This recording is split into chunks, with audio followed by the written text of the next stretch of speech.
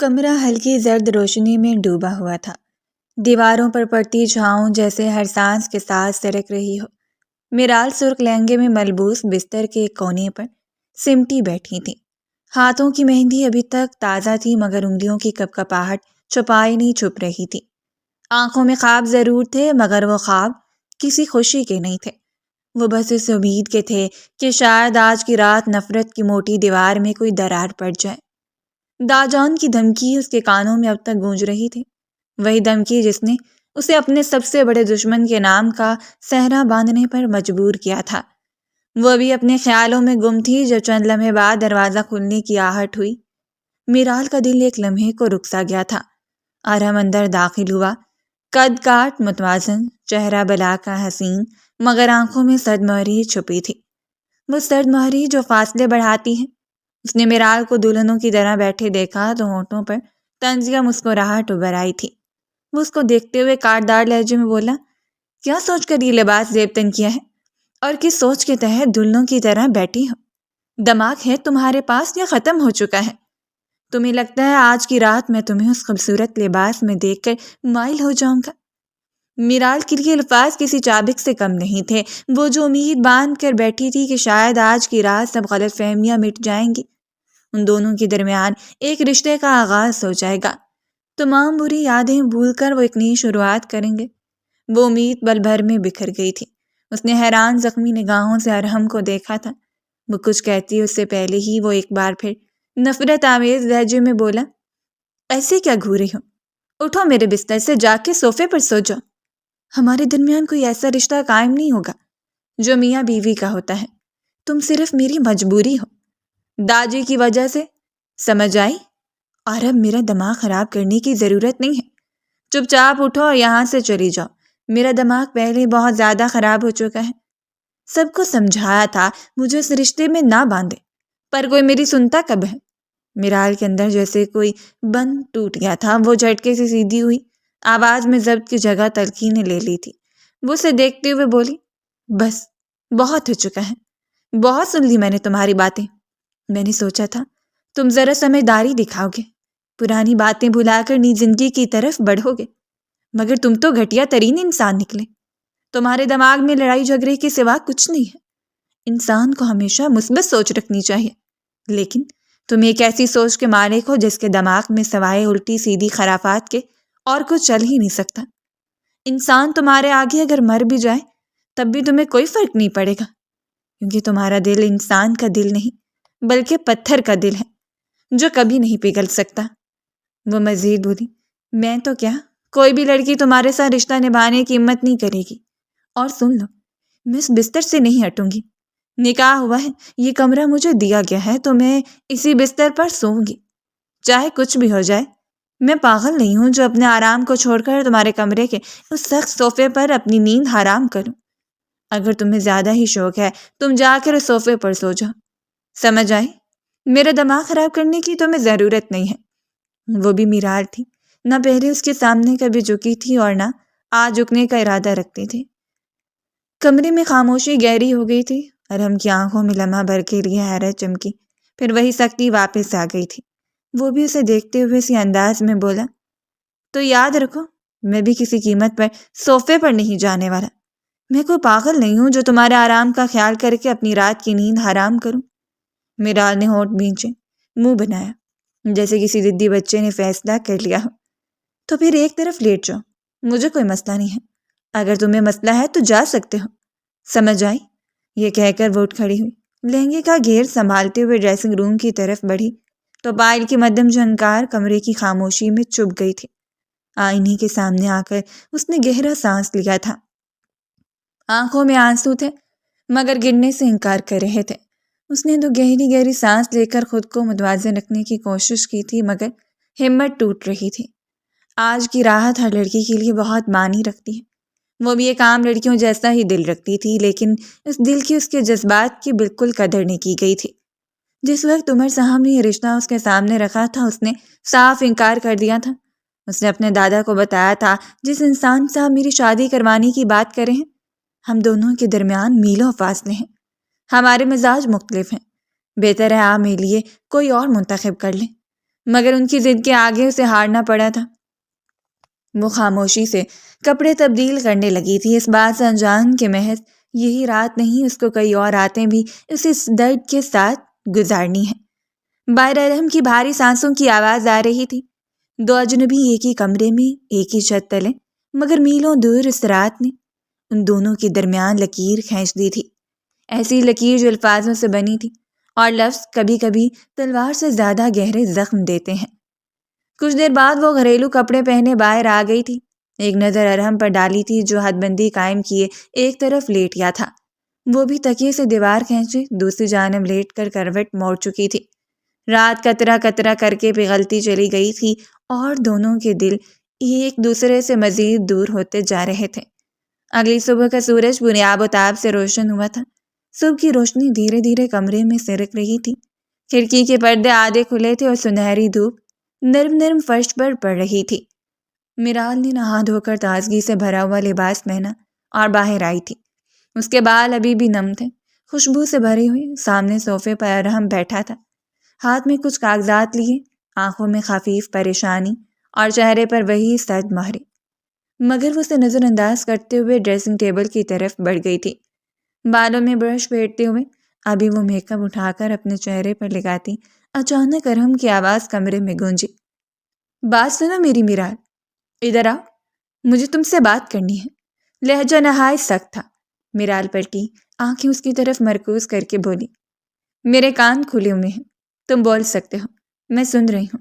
وہاں آ کر تمہارے سامنے کھڑا ہونا مجھے گوارا نہیں ہے۔ وہ انسان جب اس کی قدر نہیں کر سکتا تھا تو پھر وہ کیوں اس کی قدر کرتی؟ اس نے بھی دو ٹوک انداز میں ہی جواب دینا ضروری سمجھا تھا۔ ارحم کچھ لمحے خاموش رہ کر پھر بولا، ادھر آؤ، بیٹھو، سکون سے بات کرنی ہے، بات اہم ہے، سکون سے بیٹھ کر سن لو۔ میں تمہیں کسی کام کا نہیں بول رہا، گزارش کر رہا ہوں، میری بات سن لو۔ لہجہ اب تھوڑا نرم ہوا تھا۔ میرال نے گہری سانس لی، برش میز پر رکھ دیا۔ اس کے انداز میں ایک عجیب سی بے چینی جھلک رہی تھی۔ یہی وجہ تھی کہ اسے بھی اب تجسس ہونے لگا تھا کہ آخر کیا بات ہے۔ قدم با قدم چلتی ہوئی وہ اس کے نزدیک آ گئی تھی اور احتیاط سے اس کے قریب جا کر بیٹھ گئی تھی، مگر فاصلہ قائم رکھا تھا۔ ارحم نے کاغذات اس کے ہاتھوں کی طرف بڑھائے اور بولا، اس پر دستخط کر دو، بہتر ہوگا، ہم دونوں کے درمیان ابھی تمام باتیں کلیئر ہو جائیں۔ میں بعد میں کسی بھی قسم کا ڈرامہ نہیں چاہتا، آج ہی تمام باتیں کلیئر ہو جائیں گی تو میں بھی پرسکون رہوں گا اور تم بھی اپنی زندگی آگے کس طرح گزارنی ہے اس بارے میں طے کر سکتی ہو۔ ہم دونوں کو ہی مہلت مل جائے گی۔ میرال نے آنکھیں تیز کر کے اس کی طرف دیکھا۔ کچھ لمحے وہ خاموشی سے ان کاغذات کو گھونٹتی رہی تھی اور پھر اسے دیکھتے ہوئے سنجیدگی سے بولی، کس بات کے دستخط اور یہ کاغذات کس چیز کے ہیں؟ نہ جانے کیوں اسے کچھ غلط ہونے کا احساس ہونے لگا تھا۔ دل کی دھڑکن کافی تیز ہو گئی تھی۔ ارحم نے کچھ دیر خاموشی اختیار کی، پھر آہستہ سے بولا، میں جانتا ہوں شاید تمہیں یہ بات بری لگے، تمہارے دل کو ٹھیس پہنچے، لیکن حقیقت یہی ہے اور میں اس حقیقت کو جھٹلانا نہیں چاہتا۔ بڑوں کی مرضی کے آگے سر جھکانے کے علاوہ تمہارے اور میرے پاس کوئی اور راستہ نہیں تھا، لیکن میں اسی طرح اپنی زندگی کو مزید دشوار کر کے آگے نہیں بڑھا سکتا۔ یہ کاغذات میری زندگی سے متعلق ہے، یہ دوسری شادی کا اجازت نامہ ہے۔ میرال کے دل کی دھڑکن لمحے کے لیے رک گئی تھی۔ وہ بے یقینی سے اس کے چہرے کو دیکھنے لگی، ایسا لگتا تھا جیسے کسی نے اس کا دل نوچ لیا۔ ان دونوں کے درمیان لاکھ اختلاف رہی، وہ اسے لاکھ ناپسند کرتی ہو، لیکن ایک عورت کے لیے لمحہ ایک گہری اذیت سے کم نہیں ہوتا۔ اس کا شوہر اسی کے سامنے بیٹھ کر دوسری شادی کا اجازت نامہ رکھ رہا تھا۔ اس کا حال بے حد برا تھا، لیکن وہ ضد کیے ہوئے تھی۔ ارحم تسلسل کے ساتھ بولا، میں اپنی کلاس فیلو زوبیا کو پسند کرتا ہوں اور اسی سے شادی کروں گا۔ میرا تمہیں لے کر کوئی ارادہ نہیں ہے، سچ بتاؤں میں تمہیں دیکھنا بھی پسند نہیں کرتا۔ برا نہیں ماننا، لیکن یہی حقیقت ہے۔ میرال نے سانسوں کو ضبط کیا، آنکھوں میں چھپے آنسوؤں کو چھپاتے ہوئے نرم لہجے میں بولی، تم مجھ سے اجازت کیوں لے رہے ہو؟ تم اپنی مرضی کے مالک ہو، دوسری شادی کرو یا تیسری، کون روک سکتا ہے تمہیں؟ جب تمہارے دماغ میں دوسری عورت کا خیال آ سکتا ہے تو پھر میرے سامنے بیٹھ کر اجازت طلب کرنے کی ضرورت کیا ہے؟ ارحم گہری سانس لیتے ہوئے بولا، تم میرے چاچو کی بیٹی ہو، بلا وجہ گھر میں میری وجہ سے بدمزگی ہو، میں یہ نہیں چاہتا، اس لیے اجازت نامے پر سگنیچر مانگ رہا ہوں تاکہ بعد میں تمہارے والد مجھے لے کر تماشا نہ بنائیں، اور اگر سگنیچر نہیں کرنا چاہتی تو انکار کر دو۔ نہ جانے کیوں اس کا اپنا دل بھی عجیب ہو رہا تھا۔ اس کا چہرہ جس طرح ساکت ہوتا جا رہا تھا، ارحم کو پہلی بار برا محسوس ہونے لگا تھا۔ میرال خاموش رہی، دل میں کئی جذبات ابل رہے تھے۔ چند لمحوں کے سکوت کے بعد اس نے ہاتھ بڑھاتے ہوئے دھیرے لہجے میں کہا، جب فیصلہ ہو چکا ہے تو پھر میں کیوں پیچھے رہوں؟ میں اتنی کمزور نہیں ہوں جو تمہارے لیے روتی پھروں۔ لاؤ، 2 کر دیتی ہوں۔ ویسے افسوس کی بات ہے، خود کو ہر شے سے بچانے کے لیے تم اتنی اچھی پروٹیکشن رکھ رہے ہو۔ حیران ہوں۔ دونوں کی آنکھوں میں ایک عجیب سکون تھا، مگر دل کی دھڑکنیں تیز تھیں۔ میرال نے اجازت نامے کو پکڑا، قلم تھاما اور دھڑکتے دل کے باوجود سائن کر دیے۔ ہر سطر کے ساتھ اس کے اندر کا غم اور صبر چھپانے کی کوشش واضح تھی۔ سگنیچر مکمل ہونے کے بعد وہ بغیر کسی اضافی بات کی خاموشی سے ڈریسنگ روم میں چلی گئی تھی۔ مزید خود کے جذبات کو سنبھالنا اب اس کے لیے مشکل ترین ہو گیا تھا۔ کمرے میں صرف صوفے پر ارحم کی کھلی ہوئی آنکھیں اور ہاتھ میں تھمے کاغذات کی سرسراہٹ سنائی دے رہی تھی۔ روشنی اور خاموشی کے درمیان ایک سرد سکون پھیل گیا تھا، ایک ایسا سکون جو فیصلے کے بعد ملتا ہے، نہ خوشی کی مسرت سے، نہ دکھ کے رنج سے، بلکہ بس خاموش قبولیت سے۔ ارحم نے کاغذات میز پر رکھے، آنکھیں جھکائیں اور ایک لمحے کے لیے گہری سانس لی۔ باہر دھوپ کے نرم بادل کمرے کی کھڑکی سے جھانک رہے تھے اور اندر ایک نئی حقیقت نے اپنے قدم جما لیے تھے۔ وقت دھیرے دھیرے گزرتا جا رہا تھا، پورا دن معمول کے مطابق طے پا چکا تھا، رات کی سیاہی چاروں جانب پھیل چکی تھی۔ ارحم نے آج پورا دن باہر ہی گزارا تھا، وہ گھر واپس آیا ہی نہیں تھا، جبکہ دوسری جانب میرال بھی بس بڑوں کو سلام کر کے اپنے کمرے میں ہی قید ہو گئی تھی۔ رات 10 بجے کمرے کا دروازہ کھلا اور ارحم قدم رکھتے ہی اندر داخل ہوا۔ پورا کمرہ اندھیرے میں ڈوبا ہوا تھا اور بیڈ سے رونے کی دھیمی مگر دل کو چیر دینے والی آواز آ رہی تھی۔ اس نے فوراً لائٹس آن کی۔ روشنی میں میرال کی شکل دھندلی سی نظر آئی، جو چہرے پر چادر کھینچ کر خود کو چھپائے بیٹھی تھی۔ ارحم نے ایک طرف بیڈ پر فاصلہ قائم کر کے بیٹھتے ہوئے کہا، جب حوصلہ نہیں تھا اجازت نامے پر دستخط کرنے کا تو پھر کیا کیوں؟ اور اب رو کیوں رہی ہو؟ اس کو عجیب سی بے چینی ہونے لگی تھی۔ اس کا رونا اسے تکلیف دے رہا تھا۔ وہ کسی بھی طرح اس کو چپ کروا دینا چاہتا تھا، لیکن وہ ایک ناممکن عمل تھا۔ میرال کی آواز گھٹی ہوئی اور لرزتی ہوئی تھی۔ وہ بولی، اجازت نامے پر سائن کر کے نہیں رو رہی، بلکہ اپنی قسمت پر رو رہی ہوں۔ اس زندگی میں جو انسان مجھے ملا ہے، کاش ایسا شخص نہ ملا ہوتا، کاش اس طرح میری زندگی برباد نہ ہوتی۔ ارحم کے اندر غصہ پھٹ پڑا۔ وہ اپنی ہتھیلیوں سے ماتھے پر تھپتھپاہٹ کرتا ہوا بولا، کیسا مد ملا ہے تمہیں؟ ذرا مجھے ڈیفائن تو کر دو۔ یہ الفاظ اس کی غیرت بھڑکانے کے لیے کافی تھے۔ میرال نے آنکھیں بند کر کے چپ رہنے کی کوشش کی، پھر دھیرے دھیرے کہا، میرا دماغ خراب کرنے کی ضرورت نہیں ہے، اور میں ابھی کسی جھگڑے میں پڑنے کا ارادہ نہیں رکھتی۔ ارحم نے سانس بھرتے ہوئے تھوڑا سا نرم لہجہ چھوڑتے ہوئے کہا، لیکن میرا ارادہ اب ہو چکا ہے۔ مجھے بتا، میں کس طرح کا مرد ہوں کہ تم مجھ پر فضول الزامات لگا رہی ہو؟ میرال کی آنکھوں میں آنسو اور غضب ایک ساتھ ابل رہے تھے۔ وہ غصے سے اٹھ کھڑی ہوئی اور اس کے سامنے کھڑی ہو کر بولی، تم پر فضول الزامات نہیں لگا رہی، تو میں بتا رہی ہوں تمہاری اصلیت۔ تم ہو گھٹیا ترین مرد جس کے نزدیک عورت صرف اور صرف تکلیف دینے کی چیز ہے۔ اس کے الفاظ کمرے کے چاروں طرف گونج رہے تھے۔ شادی کو آج دوسرا دن ہوا ہے، لیکن ایسا لگتا ہے جیسے میں ایک بہت بڑی قید میں آ گئی ہوں، میرے پاؤں میں زنجیر آ گئی ہو۔ تمہاری وجہ سے میری پڑھائی ادھوری رہ گئی۔ میں نے کچھ نہیں بولا، بڑوں کی مرضی کے آگے سر جھکا دیا، اور تم اپنی مرضی پوری نہیں ہونے پر مجھے الزام دے رہے ہو، اور میں رو بھی نہیں سکتی۔ ارحم کی آنکھوں میں دھومس سا چھا گیا، مگر وہ خاموش رہا، صرف اس کے زخم دہ الفاظ کو اپنے اندر جذب کر رہا تھا۔ میرال نے کچھ قدم پیچھے بڑھتے ہوئے اپنے دل کی تمام تلخی اس کی طرف نکالی۔ خدا تم جیسا مرد کسی عورت کو نہ دے، اور میں دعا کروں گا کہ تمہیں وہ سب ملے جو میں برداشت کر رہی ہوں، لیکن پھر بھی جب تمہاری دوسری شادی ہو اور تمہاری اولاد ہو، اللہ تمہیں پہلی اولاد بیٹی دے، پھر تمہیں پتہ چلے گا بیٹیوں کا درد کتنا تکلیف دیتا ہے۔ یہ کہتے ہوئے وہ کھڑی ہوئی، آنکھیں نم، جسم لرزتا ہوا۔ وہ روتے ہوئے ڈریسنگ روم میں چلی گئی تھی۔ دروازہ بند کر دیا۔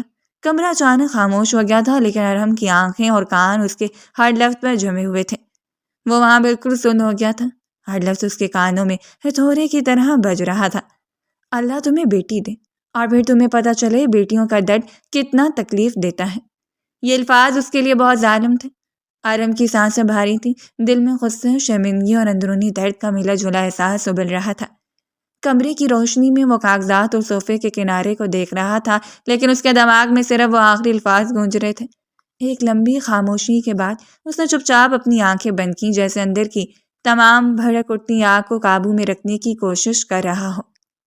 میرال کے رونے کی گونج اور اس کے الفاظ کے اثر نے کمرے کی فضا میں ایک ایسا سکون پیدا کر دیا تھا جو پرسکون نہیں بلکہ درد سے بھرا ہوا تھا۔ باہر کی ہوا کی ٹھنڈی لہر کمرے کے پردوں سے سرک رہی تھی، لیکن اندر دل کی دھڑکنیں اور آنسوں کی نمائش کا شور ابھی تک ختم نہیں ہوا تھا۔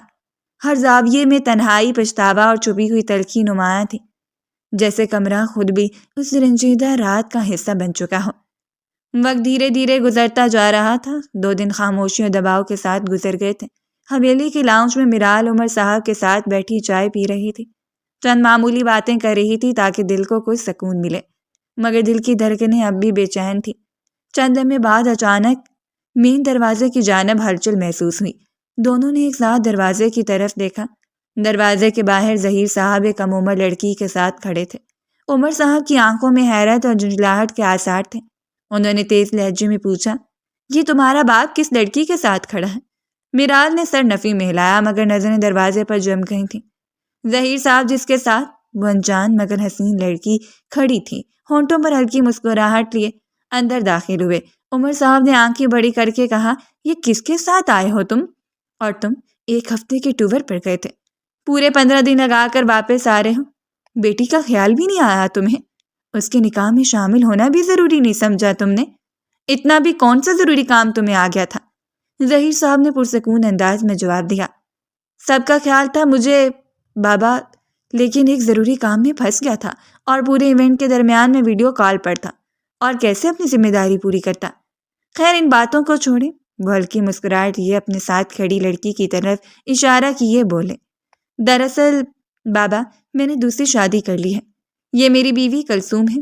ہم دونوں کے درمیان بہت اچھی وابستگی ہے۔ میں ان سے بہت پیار کرتا ہوں اور یہ بھی مجھے بہت چاہتی ہیں۔ ہم دونوں نے کورٹ میرج کی ہے۔ میرال کے کانوں پر جیسے بجلی گر گئی ہو۔ اس کے دل کی دھڑکن رک گئی، جسم جم سا گیا تھا۔ اس نے بے یقینی سے کہا، بابا آپ کا دماغ ٹھیک ہے؟ آپ کو پتہ ہے آپ کیا بول رہے ہیں؟ یہ لڑکی مجھ سے چند سال ہی بڑی ہوگی اور آپ نے دوسری شادی کر لی۔ اس عمر میں آپ کو میرا خیال بھی نہیں آیا؟ وہ بے یقینی سے اپنے باپ کو دیکھ رہی تھی۔ ایسا لگتا تھا جیسے اس کے قدموں تلے زمین کھینچ دی گئی ہو۔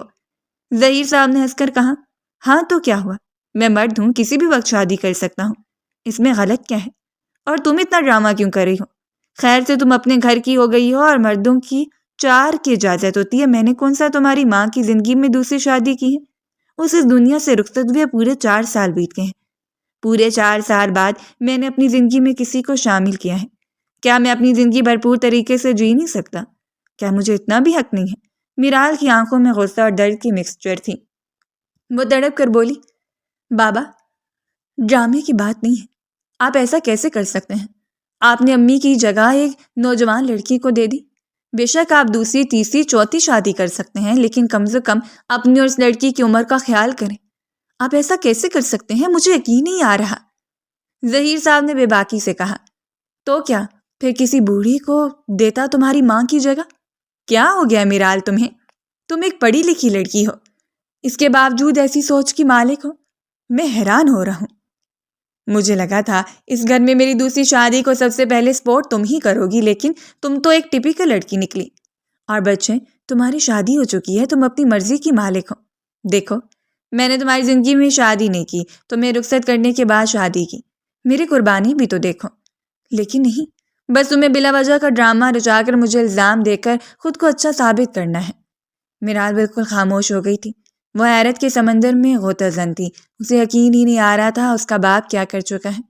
آنکھوں سے آنسو بہنے لگے تھے، جسم کانپ رہا تھا، دل ٹوٹنے کی کیفیت میں۔ وہ صوفے پر بیٹھ گئی تھی۔ عمر صاحب نے اس کے کندھوں پر ہاتھ رکھتے ہوئے کہا، تم پاگل ہو گئے ہو، دماغ چل گیا ہے تمہارا؟ کس طرح اپنی بیٹی سے بات کر رہے ہو؟ وہ حق رکھتی ہے تم سے یہ سوال پوچھنے کا۔ ظہیر صاحب نے تھکے ہوئے انداز اختیار کیا اور بولے، بس کریں یار، دوسری شادی کیا کوئی گناہ نہیں کیا، اور اس میں کوئی قباحت بھی نہیں ہے۔ میں اب اپنی بیوی کے ساتھ تھوڑی دیر آرام کرنا چاہتا ہوں۔ ہم بہت لمبے سفر سے آئے ہیں اور اس کو بھی آپ سمجھائیں، بلا وجہ کا ڈرامہ نہ لگائے۔ یہ کہہ کر ظہیر صاحب کلثوم کو دیکھتے ہوئے مسکرا کر بولے، چلیں کلثوم، ہم کمرے میں چلتے ہیں، آپ بھی کافی تھک گئی ہوں گی۔ اس لڑکی نے مسکرا کر سر کو ہلکی جنبش دی اور ایک طنزیہ نظر صوفے پر بیٹھی میرال پر ڈالی تھی، جیسے جتانا چاہتی ہو اب اس کی اہمیت نہیں رہی ہے۔ پیچھے میرال صوفے پر بیٹھ کر سر پکڑتی رہ گئی تھی، آنکھوں سے بہنے والے آنسو، دل کی چوٹ اور دھڑکن کی بے قراری نے اسے مکمل طور پر گھیر لیا تھا۔ پہلے ارحم اور بابا، اس کی زندگی کے دونوں مردوں نے اسے دوہری تکلیف سے دو چار کر دیا تھا۔ اس کے رونے کی آواز اتنی خاموش مگر دل کو چیر دینے والی تھی کہ کمرے کی ہر چیز میں ایک سنگین خاموشی چھا گئی تھی۔ دھوپ کی نرم شعائیں اس کے عشقوں کے ساتھ کھیل رہی تھیں، مگر اندر کا درد، دھوکہ اور حیرت نے ہر شعاع کو مدھم کر دیا تھا، جیسے وہ روشنی بھی اس کے رنج کا احترام کر رہی ہو۔ میرال کے کانوں میں ظہیر صاحب کے الفاظ گونج رہے تھے اور دل میں بے یقینی کی چھاؤں پھیل گئی تھی۔ اس کے لیے حویلی اب وہی کمرہ تھا، مگر وہاں کے ہر گوشے میں صرف دھوکہ اور خالی پن تھا، اور وہ صوفے پر بیٹھ کر بے بسی کے ساتھ اپنے جذبات کو سہنے کی کوشش کر رہی تھی۔ وقت دھیرے دھیرے گزرتا جا رہا تھا، پورا دن معمول کے مطابق طے ہو گیا تھا۔ رات کا اندھیرا کمرے میں چھایا ہوا تھا۔ میرال اپنے کمرے کے صوفے پر بیٹھی اپنے باپ کی حرکتوں کے بارے میں سوچ رہی تھی۔ دل میں غصہ، دھوکہ اور حیرت کے جملے گھوم رہے تھے۔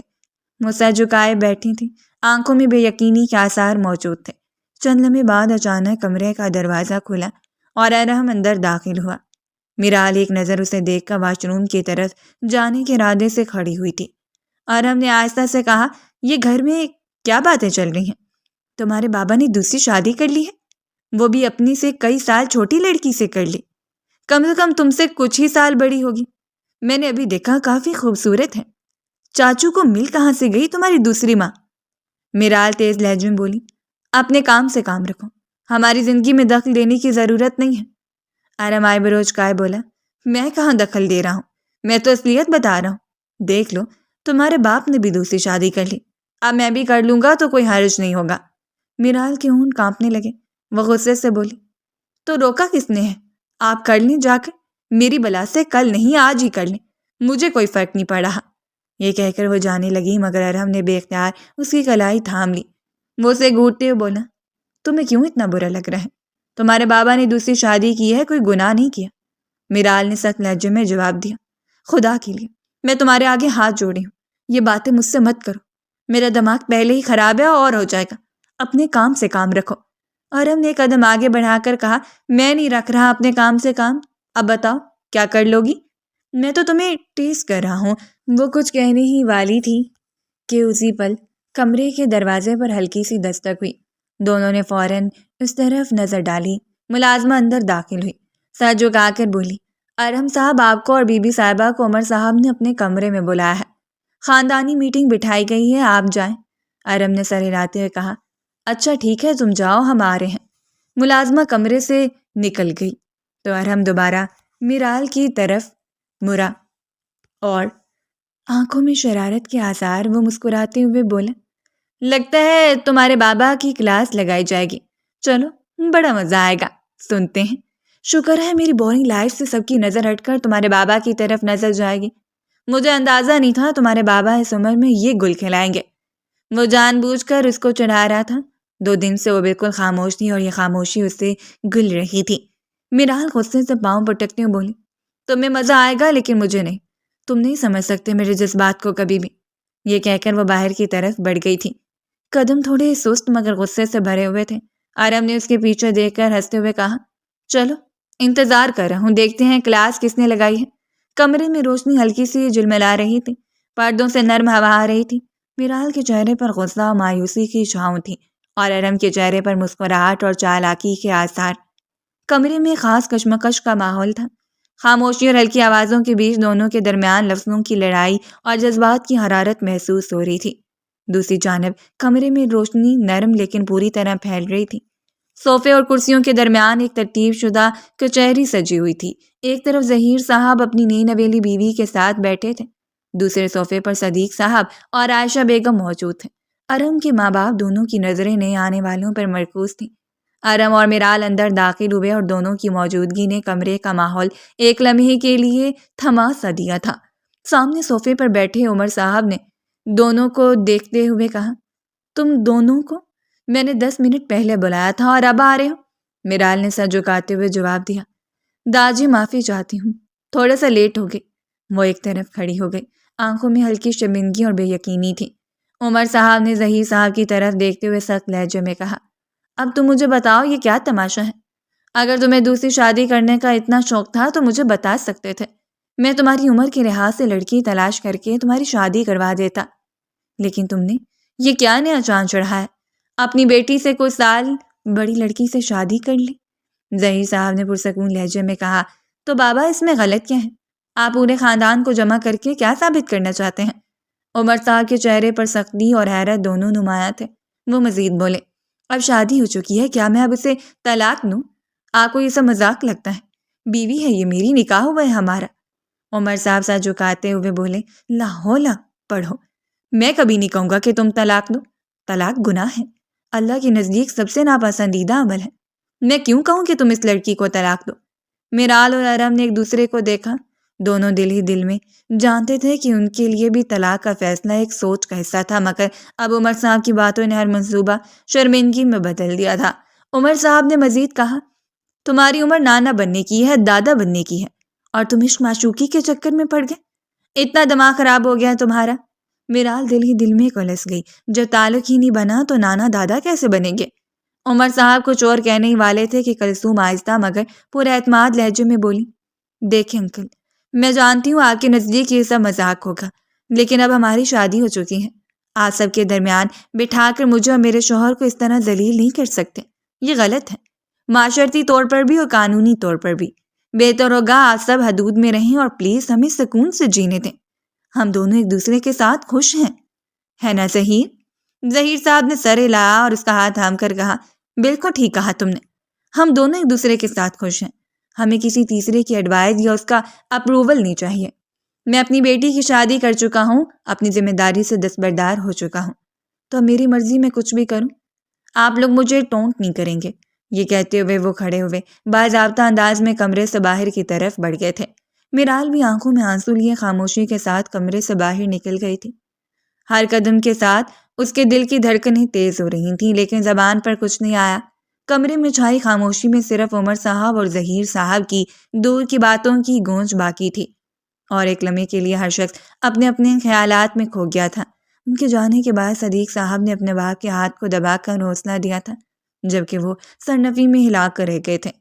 کمرے سے نکلتے ہوئے میرال کے دل میں غصہ، دکھ اور مایوسی سب ایک ساتھ ابھر رہے تھے، اور اس کے قدم دھیرے مگر پختہ انداز میں زمین کو چھو رہے تھے، جیسے ہر قدم کے ساتھ وہ اپنی حالت کو سنبھال رہی ہوں۔ کمرے کی ہوا نرم تھی، مگر اس کی خاموشی میں چھپی کشمکش اور خاندانی پیچیدگی کی شدت محسوس ہو رہی تھی۔ رات قطرہ قطرہ کر کے پگھلتی چلی گئی تھی۔ اگلی صبح کا سورج بری آب و تاب سے روشن ہوا تھا۔ صبح کی روشنی کمرے میں آہستہ آہستہ پھیل رہی تھی۔ آرم کے کمرے میں پردوں کے بیچ سے چھن کر آتی دھوپ فرش پر لکیریں بنا رہی تھی۔ کمرے میں خاموشی تھی، بس واش روم سے پانی گرنے کی مسلسل آواز آ رہی تھی۔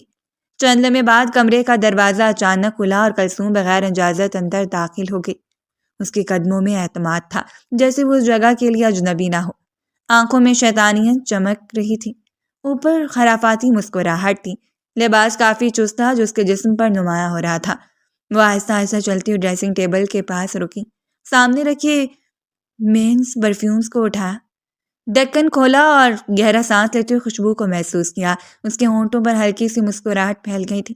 ابھی وہ دوسرا پرفیوم اٹھا کر اسمیل کرتی اسی لمحے واش روم کا دروازہ کھولا اور ارم تولیے سے بال پونچھتا ہوا شرٹ کے بغیر باہر آیا۔ اپنے کمرے میں اسے دیکھ کر وہ بری طرح ٹھٹک گیا تھا۔ قدم وہیں جم گئے تھے، اسے بالکل اندازہ نہیں تھا وہ کمرے میں داخل ہوگا تو اسے یہ منظر دیکھنے کو نصیب ہوگا۔ اسے لگا تھا میرال ہوگی، اس لیے جان بوجھ کر وہ شرٹ کے بغیر باہر آیا تھا تاکہ تھوڑی بہت اس سے لڑائی کر سکے، اسے پریشان کر سکے۔ لیکن اب اس کی جگہ کسی اور کو دیکھ کر وہ کافی بدمزہ ہوا تھا۔ آنکھوں میں واضح حیرت اور پریشانی تھی۔ کلثوم نے اس کی حالت دیکھ کر اور بھی اطمینان محسوس کیا تھا۔ لبوں پر مزید گہری مسکراہٹ پھیل گئی تھی۔ وہ قدم بقدم اس کی طرف بڑھی، ایک آنکھ دبا کر بولی، ہائے ہینڈسم، کیسے ہو؟ تمہارے مسلز تو واقعی کافی بہترین ہیں۔ یعنی وہ ملازمہ غلط نہیں کہہ رہی تھی، تم باقاعدگی سے جم جاتے ہو۔ ایسی باڈی والے ہسبینڈ کے لیے لڑکیاں خوب دعائیں کرتی ہیں۔ اس نے اس کے بازو کو چھوتے ہوئے تعریف کی تو ارحم فوراً ایک قدم پیچھے ہٹا۔ اس کی آواز میں گھبراہٹ صاف جھلک رہی تھی۔ آپ یہاں کیوں آئی ہیں؟ کوئی کام ہے؟ نہ جانے کیوں اس نے دل ہی دل میں شدت سے اس لمحے دعا کی تھی میرال کمرے میں نہیں آئے۔ سامنے کھڑی عورت اس سے عمر میں کم تھی اور جس طرح وہ فاصلہ مٹائے کھڑی تھی اسے کچھ بھی اچھا نہیں لگ رہا تھا، مگر چاچو کی بیوی ہونے کی حیثیت سے وہ عزت دینے پر مجبور تھا۔ اگر اس کی جگہ کوئی اور ہوتی اب تک ذلیل کر ہی اسے کمرے سے نکال چکا ہوتا۔ کلثوم نے لاپرواہی سے کندھے اچکایا اور اسے دیکھتے ہوئے بولی، نہیں، بس سوچا تم سے ملاقات کر لوں۔ مجھے معلوم ہوا تھا کہ اس گھر میں ایک ہینڈسم لڑکا بھی ہے تو سوچا کیوں نہ ایک دفعہ مل لیا جائے۔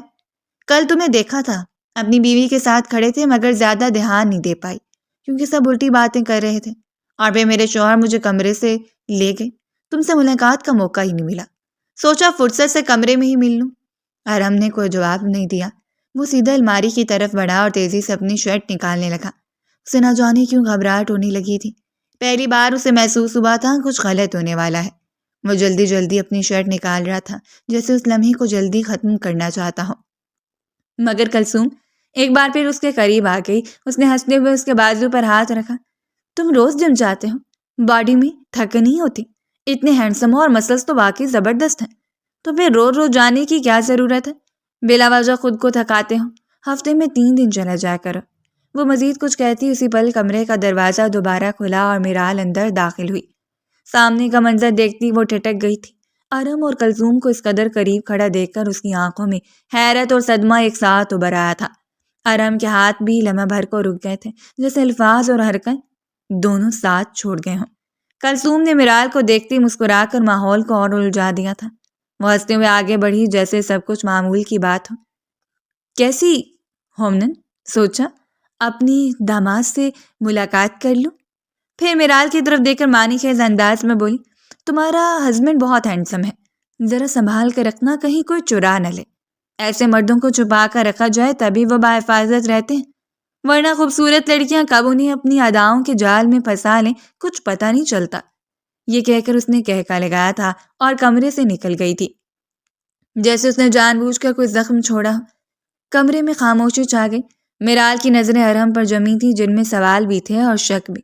ارحم نے فوراً بولنے کی کوشش کی، آواز بکھلائی ہوئی تھی۔ اسے دیکھتے ہوئے بولا، جیسا تم سوچ رہی ہو ویسا نہیں ہے، میں صرف واش روم سے باہر آیا تھا اور وہ پہلے سے کمرے میں موجود تھے۔ میں نے صرف عزت دینے کے لیے بات کی اور وہ خود میرے قریب آ گئی تھی۔ جس بات کا اسے ڈر تھا وہی ہوا تھا۔ اس نے کئی دعائیں دل ہی دل میں مانگی تھیں کہ میرال اس عورت کے جانے سے پہلے کمرے میں نہ آئے، لیکن ایسا نہیں ہوا تھا، وہ پہلے ہی آ گئی تھی۔ میرال نے آہستہ آہستہ سر نفی میں ہلایا۔ اس کی آواز میں تھکن اور مایوسی تھی۔ وہ اس کو دیکھتے ہوئے بولی، مجھے نہیں پتا تھا کہ تم اس حد تک بھی جا سکتے ہو۔ افسوس ہے مجھے، میرے دادا کی پسند پر کسی کو تو بخش دو، کتنی اذیت مت دو کہ جب تمہاری باری آئے تو تم برداشت بھی نہ کر پاؤ۔ یہ کہتی ہوں وہ ایک لمحے بھی نہیں رکی، پلٹ کر کمرے سے باہر چلی گئی۔ دروازہ بند ہونے کی ہلکی سی آواز کمرے میں گونج گئی تھی۔ ارحم وہیں کھڑا رہ گیا تھا۔ اس نے غصے اور بے بسی میں مٹھیاں بھینچ لیں۔ سینے میں عجیب سی جلن تھی۔ نہ وہ خود کو پوری طرح بے قصور ثابت کر پایا تھا، نہ حالات اس کے قابو میں رہے۔ کمرے کی خاموشیاں پہلے جیسی نہیں تھی۔ وہ الزام، بدگمانی اور ٹوٹتے رشتے کی خاموشی بن چکی تھی۔ وقت دھیرے دھیرے گزرتا جا رہا تھا۔ پورا دن معمول کے مطابق طے ہو گیا تھا۔ رات کا سناٹا کمرے میں پھیلا ہوا تھا۔ مدھم بلب کی روشنی دیواروں پر سائے بنائے ہوئے تھی۔ ارحم دروازہ بند کر کے اندر آیا تو سامنے بستر پر میرال نیم دراز موبائل سکرین میں گم تھی۔ اس کی انگلیاں تیزی سے سکرین پر چل رہی تھیں، جیسے وہ خود کو کسی اور دنیا میں مصروف رکھنا چاہتی ہو۔ ارحم کی موجودگی محسوس ہوتے ہی اس نے ایک لمحے میں موبائل بند کیا، سائڈ ٹیبل پر رکھا اور بغیر کچھ کہے کروٹ لے کر لیٹ گئی جیسے کمرے میں وہ اکیلی ہو۔ ارحم خاموشی سے اپنی سائڈ پر آ کر بیٹھ گیا۔ چند لمحے یوں ہی گزر گئے۔ کمرے میں صرف گھڑی کی ٹک ٹک سنائی دے رہی تھی۔ پھر اس نے ہلکی آواز میں کہا، میرال، مجھے تم سے بات کرنی ہے، میری بات سنو گی؟ میرال نے آنکھیں بند رکھیں، لہجہ سرد تھا۔ میرے پاس اتنا فضول ٹائم نہیں ہے کہ میں تمہاری باتیں سنوں، اس وقت مجھے آرام کرنا ہے۔ ارحم نے گہری سانس لی۔ دیکھو، جو صبح تم نے دیکھا تھا ایسا کچھ نہیں ہے جیسا تم سوچ رہی ہو، میں بے قصور ہوں۔ وہ خود ہمارے کمرے میں آئی تھی، اگر تمہیں یقین نہیں تو تم جا کر ان سے پوچھ سکتی ہو۔ میرال نے اچانک آنکھیں کھولی مگر کروٹ نہیں بدلی۔ آواز میں کرواہٹ گھلی ہوئی تھی۔ تم اسے اتنی عزت کیوں دے رہے ہو؟ تمہیں لگتا ہے وہ عزت دینے کے لائق ہے؟ آرم نے فوراً جواب دیا، بے شک وہ عزت دینے کے لائق نہیں ہے، لیکن تم مجھ پر کیوں شک کری ہو؟ یہ سن کر میرال اٹھ کر بیٹھ گئی۔ اس کی آنکھوں میں نمی اور غصہ ایک ساتھ تھا۔ آخر تمہیں مسئلہ کیا ہے؟ تمہیں اتنی پرابلم کیوں ہو رہی ہے کہ اگر میں تم پر شک کر رہی ہوں تمہیں تو میری ذات سے کوئی فرق ہی نہیں پڑتا ہے نا؟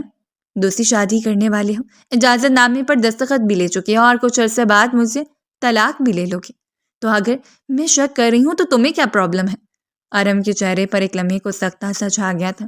اس نے دھیرے سے کہا، میں صرف اپنی صفائی پیش کر رہا ہوں۔ میرال کی ہنسی تلخ تھی۔ مت پیش کرو صفائی، جب تمہیں مجھ میں دلچسپی نہیں ہے، مجھے بیوی نہیں مانتے، میرے ساتھ رشتہ نہیں رکھنا چاہتے، تو پھر یہ پرابلم کیوں اتنا سوچ رہے ہو؟ مت سوچو، میں اس لائق نہیں ہوں۔ یہ کہہ کر وہ دوبارہ کروٹ لے کر لیٹ گئی تھی۔ اس کی پشت آرم کی طرف تھی۔ چند لمحوں بعد اس کے کندھے ہلکے ہلکے ہلنے لگے۔ آنسو خاموشی سے تکیے میں جذب ہو رہے تھے۔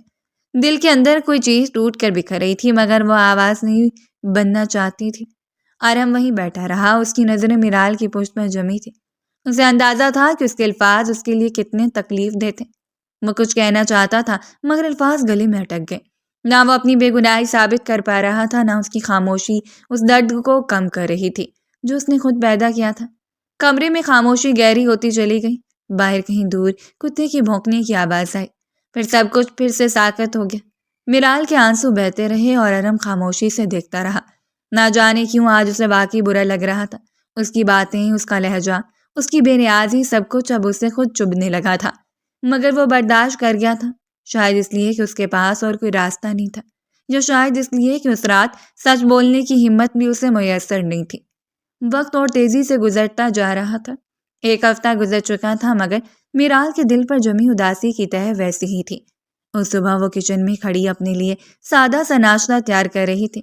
چولہے پر رکھے پین سے ہلکی سی آواز آ رہی تھی اور وہ بے دلی سے چمچ ہلا رہی تھی۔ ذہن کہیں اور اٹکا ہوا تھا کہ اچانک قدموں کی تیز آواز سنائی دی۔ ایک ملازمہ تقریباً بھاگتی ہوئی اندر آئی۔ سانس پھولا ہوا تھا۔ بی بی صاحبہ، عمر صاحب کی طبیعت بہت خراب ہو رہی ہے، اس نے گھبراہٹ میں کہا۔ انہیں سانس لینے میں دشواری ہو رہی ہے، آپ جلدی دیکھیں۔ میرال کے ہاتھ سے چمچ چھوٹ گیا۔ اس نے ناشتہ وہیں چھوڑا اور بنا کچھ سوچے کچن سے نکل کر ان کے کمرے کی طرف دوڑ پڑی۔ دل زور زور سے دھڑک رہا تھا، قدم لڑکھڑا رہے تھے۔ اسی لمحے آرم بھی بکھلائے ہوئے انداز میں سیڑھیاں پھلانگتا ہوا نیچے آیا۔ کیا ہوا ہے؟ اس نے تیزی سے پوچھا۔ دادا کو کیا ہوا ہے؟ ملازمہ کچھ کہنے ہی والی تھی کہ میرال نے سرنفی میں ہلایا اور آرم کے ساتھ عمر صاحب کے کمرے کی طرف بڑھ گئے۔ کمرے میں داخل ہوتی منظر دیکھ کر اس کی چیخ حلق میں اٹک گئی۔ عمر صاحب بستر پر بے سود پڑے تھے، ہاتھ پاؤں ڈھیلے چھوڑے ہوئے، سانس کی کوئی واضح حرکت نہیں تھی۔ دادا! میرال لپک کر ان کے پاس گئی۔ ان کے کندھے ہلائے مگر کوئی رد عمل نہ ملا۔ ارہم نے فوراً ملازمین کو آواز دی، جلدی کرو، گاڑی نکالو۔ دونوں نے مل کر عمر صاحب کو سنبھالا۔ چند لمحوں میں حویلی میں ہلچل مچ گئی۔ ملازمین کی مدد سے انہیں گاڑی میں ڈال کر فوراً ہسپتال کی طرف روانہ ہوئے۔ ہسپتال پہنچتی انہیں ایمرجنسی میں لے جایا گیا۔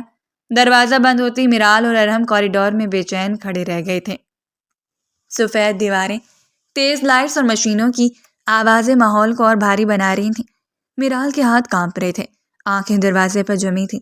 ارہم نے اس کی طرف دیکھتے ہوئے آہستہ سے کہا، پریشان مت ہو، حوصلہ رکھو، دادا کو کچھ نہیں ہوگا۔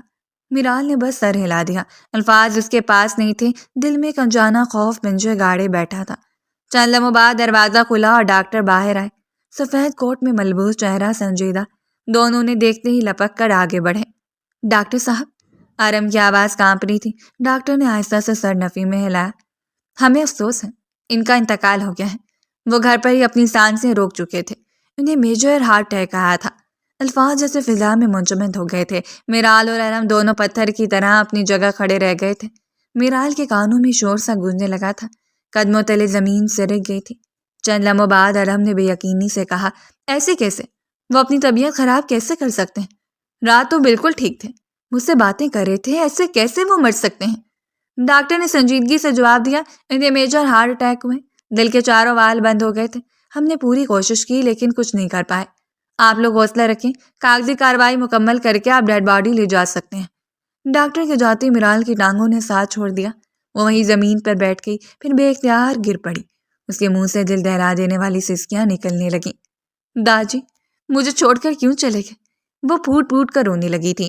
ارہم فوراً اس کی طرف لپکا، اسے سنبھالنے کی کوشش کی۔ میرال خود کو سنبھالو پلیز۔ مگر میرال کی حالت بے جان ہوتی جا رہی تھی، اس کے آنسو تھمنے کا نام نہیں لے رہے تھے۔ ہسپتال کے کوریڈور گواہ تھا کہ ایک مضبوط ستون کے گرنے کا اور دو ٹوٹے ہوئے وجودوں کا جو ابھی یہ سمجھ بھی نہیں پا رہے تھے کہ ان کے سروں سے سایہ ہمیشہ کے لیے اٹھ چکا ہے۔ وقت کی رفتار نہ کبھی تھم سکی ہے نہ کبھی تھم پائے گی۔ عمر صاحب کے جانے کے بعد پورا گھر جیسے سانس لینا بھول گیا تھا۔ ایک ہفتہ گزر چکا تھا مگر سوگ کی دبیل چادر ابھی دیواروں، فرشوں اور لوگوں کی لہجوں پر جمی ہوئی تھی۔ اس رات اندھیرا غیر معمولی حد تک گہرا تھا۔ حویلی کے صحن میں لگی بتیاں بجھی ہوئی تھیں اور ارہم کے کمرے کے اندر بس مدم سی لائٹ جل رہی تھی۔ ارہم آہستگی سے دروازہ کھول کر اندر داخل ہوا۔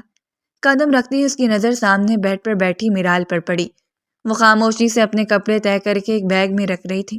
اس کے چہرے پر نہ آنسو تھے نہ کسی قسم کی گھبراہٹ، بس ایک عجیب سی سختی تھی جو ارہم کے دل میں چبھ گئی۔ یہ کیا کر رہی ہو؟ وہ حیرت سے بولا۔ اور کہاں جا رہی ہو تم؟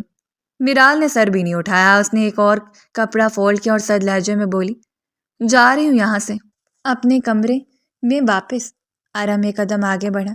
کیوں اچانک یہ سب؟ وہ رکی، پھر آہستہ سے بیگ کا زپ بند کیا اور اس کی طرف دیکھا۔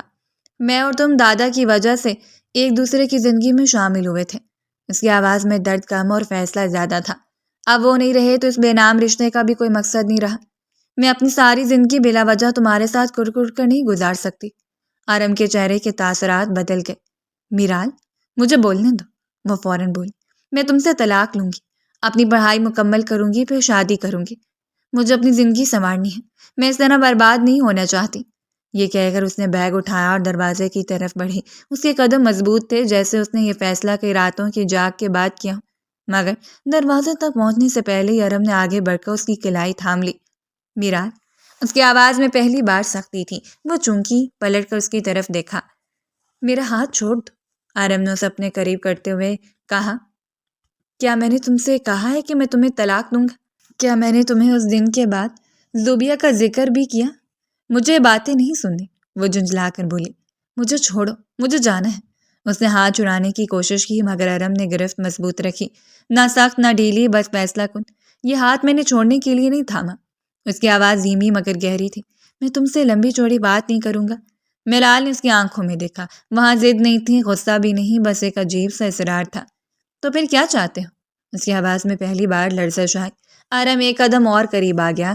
صرف آج میں اپنے عمل سے بتاؤں گا کہ تم میری کون ہو اور میری زندگی میں اب کیا مقام رکھتی ہو۔ کمرے کی خاموشی بھاری ہو گئی۔ دیواروں پر لگی گھڑی کی ٹک ٹک سنائی دے رہی تھی۔ میرال کچھ کہنے والی تھی کہ ارہم اس کے اور قریب ہو گیا۔ اس کے ہاتھ اب بھی اس کی کلائی پر تھے مگر گرفت میں عجیب سی حفاظت تھی، جبر نہیں۔ میرال کی سانسیں بے ترتیب ہو گئیں۔ وہ نظریں چرا گئی جیسے خود کو سنبھالنے کی کوشش کر رہی ہو۔ دل کے اندر کہیں ٹوٹا ہوا اعتماد ہلکا سا حرکت میں آیا مگر خوف اب بھی موجود تھا۔ ارہم نے آہستہ سے کہا، میں تمہیں جانے نہیں دوں گا، کم سے کم اس طرح نہیں۔ وہ کچھ کہتی اس سے پہلے ہی وہ اس کی سانسوں کو اپنی گرفت میں لے چکا تھا اور دھیرے دھیرے اسے اپنے نزدیک کرتا جا رہا تھا۔ وہ تلملائی تھی، اس سے الگ ہونے کی کوشش کی تھی لیکن اس نے اتنی آسانی سے اسے قابو کیا تھا کہ وہ خود اب اس کے ساتھ شامل ہو گئی تھی۔ ان کے درمیان ہر پردہ گرتا جا رہا تھا۔ رات دھیرے دھیرے اپنے آخری اختتام پر پہنچ گئی تھی۔ اگلی صبح کا سورج پوری آب و تاب سے روشن ہوا تھا۔ صبح کی ہلکی روشنی پردوں سے چھن چھن کر کمرے میں پھیل رہی تھی۔ دیوار پر لگی گھڑی نے 10 بجنے کا اعلان کیا تو ارہم کی آنکھ کھل گئی۔ چند لمحے وہ بے حرکت لیٹا رہا، پھر اس کی نظر اپنے سینے پر ٹکی اس کے وجود پر پڑی جو گہری نیند میں تھی۔ میرال کا سر اس کے سینے پر رکھا تھا، بال بکھرے ہوئے تھے اور سانسوں کی ہلکی سی جنبش اس کے وجود کی زندگی کا ثبوت دے رہی تھی۔ ارہم نے لاشعوری طور پر سانس روک لی جیسے ڈر ہو کہ کہیں اس کی حرکت سے وہ جاگ نہ جائے۔ وہ خاموشی سے اس کے معصوم چہرے کو دیکھنے لگا، وہی چہرہ جس وہ کل تک اپنی زندگی کی سب سے بڑی الجھن سمجھتا تھا، آج عجیب سا سکون دے رہا تھا۔ اس کے دل میں ایک نرم سی مسکراہٹ اتر آئی۔ اچانک میرال نے آنکھیں کھول دیں۔ چند لمحے وہ الجھی ہوئی نظروں سے اسے دیکھتی رہی جیسے وقت اور جگہ کا اندازہ کر رہی ہو، پھر اس کی نگاہ اپنے اور ارہم کے درمیان فاصلے کی کمی پڑ گئی۔